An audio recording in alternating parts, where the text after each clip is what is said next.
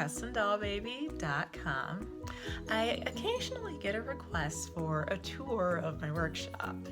And since we moved from Connecticut to North Carolina, where space is a lot cheaper, I'm very fortunate to even have a workshop now.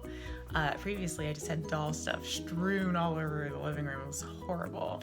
But now I have a contained space where all the doll work takes place. Usually when I'm working, it's a total mess. I throw stuff everywhere when I'm working. And definitely did that when I was working on the Christmas dolls, even more so because I was rushing. So it was a total mess, but I cleaned up. I finally cleaned it up over the weekend, but I haven't started working yet, so it's clean, and I haven't yet had the opportunity to mess it back up. So I thought this would be the perfect time to do that workshop tour. So welcome to CustomDollBaby.com. The first stop on our tour is the home office. This is where I do all of my emails, all of my web updates. Just this morning I was doing some sales trend analysis because I'm that kind of nerd. So all of that, everything that makes CustomDollBaby.com a web business happens at this desk. The other day my husband was helping me to do some estimates, some rough estimates of how long it would take me to root various size dolls. So I'm going to put these away soon, but I just thought it would be neat for you to see the size difference between dolls that represent babies at different ages. So we've got the 18-inch, it's a tiny head, the 20-inch newborn, which is a larger head, the 6-month-old, the 9-month-old, and the 18-month-old. So I get questions about prices and why do things cost a certain amount, and I think this really helps to illustrate that the larger babies are significantly more work than the preemies and the micro preemies and such. So that was just a fun visual. I'm gonna move on over from home office to manufacturing. So here's where the magic takes place, and I finally got it cleaned up. Oh my goodness, it was so gross earlier. So I have my painting station here. Got some fresh napkins. I cleaned off all of my brushes, so we are ready to roll on the paint station. I'm using a craft desk that has drawers, so I can put all of my paints together and all of my rooting supplies together, so it's just very convenient. Next to the painting station is the drying rack, and I've gotten some questions about this thingamajig. So it's homemade, nothing fancy. It's basically a round piece of wood. I actually bought this piece from Home Depot. As you see it, I didn't do any finishing to it at all. And then I drilled holes in it and got some plain old wooden dowels from Michael's to stick in the holes. Underneath that thing is your garden variety Lazy Susan. So this allows me to rotate the pieces and grab the ones that I want. So nothing fancy, all homemade and easy to make one for yourself if you're interested. All right, so next to the painting station is the rooting station. And I recently washed everything, so my apron was just covered in hair, and now it's nice and clean and ready to go. I have my napkin that I use to run through the washing machine and get bleached and clean, so I'm not transferring any paint across my projects. And I have all my hair and needles and accessories ready to go. I get questions about rice sock, like what is a rice sock, what's in a rice sock. It's literally a rice sock. So this is a sock. It's your standard cotton sock. I imagine you want it to be cotton as opposed to some kind of polyester or synthetic material. And what's literally inside the sock is rice. This white rice. You can use a funnel or a measuring cup to get it in there. A trick that I like to do is a homemade funnel. So what I have here is a cup. It's a plastic cup. I cut the bottom off of it. And I also do this when I'm putting glass beads into the stockings. but you just put that cup right at the opening of whatever it is you're trying to fill, and it'll hold it open while you pour in your material, being glass beads or rice or poly pellets or whatever. So that's really handy. Just take a regular drinking cup and cut the bottom off. And then make sure that you tie a knot in your rice sock so the rice doesn't come pouring out when you use it. So that's the rooting station.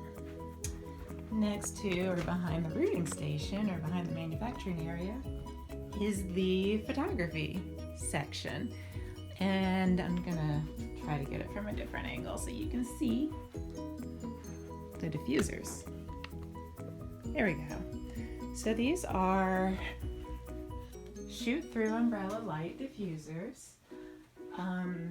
They have very high voltage, very bright LED lights that is being diffused by the umbrella. It's actually not very expensive at all to make. And I also, because I have the window here, I'll use the umbrella to diffuse the natural light coming into the window, so I can just do some really nice effects when I'm taking progress photos or the final photo shoot. I've got 3 backdrops, black, blue, and cream. I really want to get a white one, so that's on my list of things to acquire. But the ones I have now are doing pretty well for me. And interestingly, this is a bed. So this is actually a twin-size bed. We envisioned that the workshop would double as a guest bedroom, but every time we've had guests, they always found the couch preferable to this bed. So I guess all of the doll stuff is kind of creeping them out. So I think next time we have people over, I will sleep here and let them have my room because I'm not getting any takers on this bed. So making our way from the photography area to storage. This is a changing table that I bought. I've been using it kind of as a 3-tier crib for the dolls that are in my collection. Some are for sale, some are not. So this is a Bella by Pat Moulton. This one is for sale. She's in my Ready to Adopt collection. She's got some nice rooting here. One of my earlier dolls. She's weighted. She has a pacifier, hand-rooted eyelashes. There's a little smudge on her nose, so I'm selling her at a discount. She's a very nice doll. A lot of people have inquired about it, but she's still with me. So that's Bella. This is a Candy by Donna Rubert. This one, someone asked me to root it for them, and then they kind of disappeared, so I still have it. This is Sophia's Heritage Collection hair. I just love the curls. This is one of my collector's dolls with lots of thickly rooted hair. And then in my personal collection, the queen of the collection is so heavy that I rarely pick her up. Oh, she's like 7 pounds. Really, really dense, really, really heavy. This is Christina's, the first doll I've ever created. I started with the Pumpkin by Donna Rubert starter kit. Oh my gosh, she's so heavy. And she's got a lot of boo-boos, a lot of mistakes, a lot of things that I would not repeat. She got a little melted. She has that crunchy matte varnish stuff on her face. And I'm so embarrassed about the rooting job that I never take her bonnet off. And she's too heavy. When I first started reborning, I thought that reborns were supposed to be real baby weight. So I gave her 7 pounds of weight, and it's just rips your arm off to pick her up. She's so heavy. And that's how I learned that, babies are mostly water, and 7 pounds of mostly water feels a lot lighter than 7 pounds of glass. So I underweight the baby so that they feel more natural. Real baby weight is extremely heavy. But I left her the way she is because she's just a great reminder of where I came from, where I started, and how much I've learned over the years. So that's Christina. The second reborn doll that I ever made, and that I made pretty much concurrently with Christina, is Jaden. I call her Jaden. This is a Cameron kit from Bountiful Baby, which has been out of stock for so long. I think she's practically a limited edition at this point. But this is my number 2 baby. She actually looks quite a lot like my grandma, unintentionally. I just love her little smile, so she's been part of my collection for a long time, and also not for sale. And then the last reborn that I have, this is a Kamiko. Also has the magnetic pacifier. This was a portrait doll. And I hang on to this one for whenever I meet someone who isn't aware of reborn dolls, haven't really seen them before, they don't quite get the concept. It's just always good to have a doll in hand. I really don't carry a whole lot of inventory, so if I ever do a craft fair or a trade show or anything like that, I'll have this one with me so that folks can pick her up and see what the reborn doll experience is like.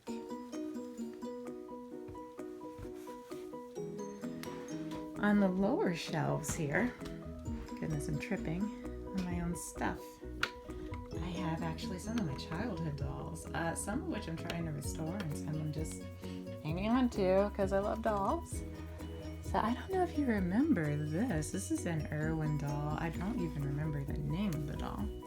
But I got her in the 90s as a Christmas present as a kid. There's a lot of mechanical parts on this doll. So she actually, when she's functioning, there's a little button inside her mouth that senses whether or not there's a pacifier or a bottle in her mouth. And if there's a bottle in her mouth, her arms will actually come up and hold the bottle. Her eyes move, she makes a sound. I think she might even move her face a little bit. I don't remember.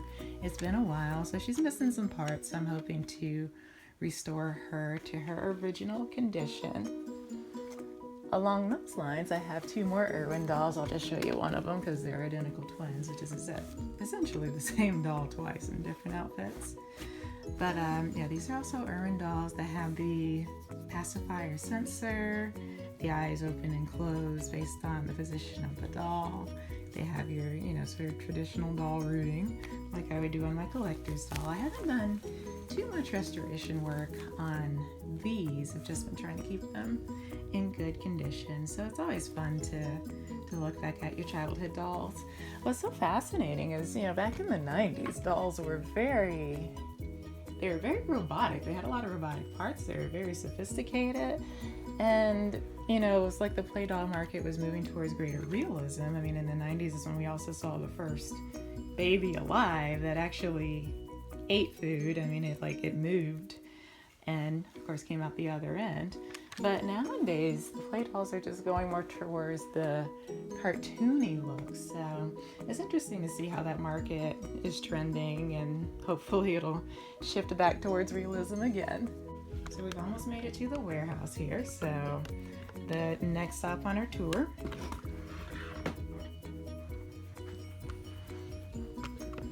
So that's my yarn collection.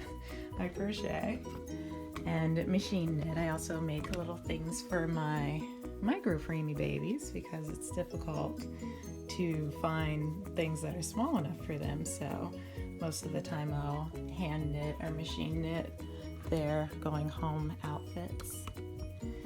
So also interesting over here is I do a little bit of sculpting. This is some of my earlier sculpting work. I call this one Mother Nature. She actually has mohair. I rooted the mohair into the raw polymer clay, which I don't know if anybody does that, but it's kind of fun. I really like how her dress came out. Those ruffles there were just a very rough character that I was sculpting. This is also another one of my character sculpts. He got a little beat up in the move, so you can see where he's broken in a few places. But he has a wire armature, so that's what's holding him together.